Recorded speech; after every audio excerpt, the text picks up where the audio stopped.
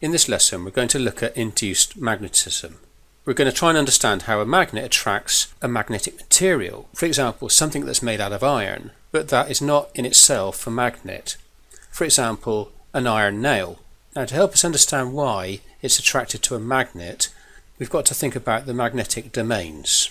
We remember from the last lesson that magnetic domains exist throughout the structure of a magnetic material such as iron or cobalt or nickel, and that in this particular case the magnetic fields produced by those domains are completely randomly disorganized. As a result, the net magnetic field of this iron nail at the moment is zero.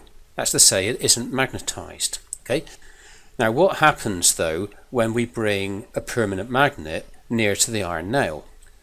So we remember that the magnetic field lines flow away from the north pole of the magnet. They will flow in this direction, and as they do so they will influence the direction of the magnetic fields produced by these magnetic domains. Okay, so what will tend to happen is the magnetic domains in the nail will tend to orientate themselves along the magnetic field lines produced by this magnet. The permanent magnet has induced magnetism in the nail. It has magnetized the nail. In other words, it has transformed the nail into a little magnet with a south pole and a north pole. The south pole of the nail is facing the north pole of the magnet and so is attracted to the permanent magnet. So what happens if we turn the poles of the magnet around so that this time the south pole is approaching the nail?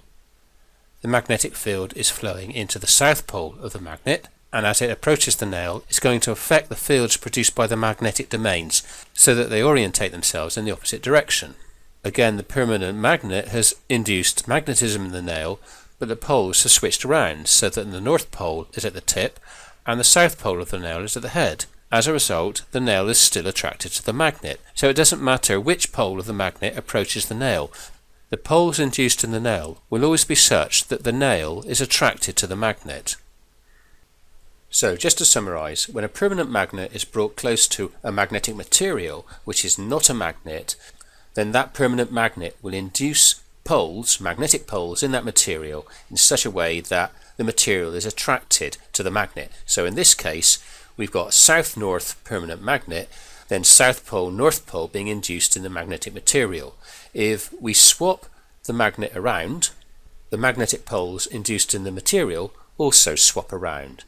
So whichever pole of the magnet approaches the magnetic material, doesn't matter whether it's the north pole or the south pole, the material will always be attracted to the magnet.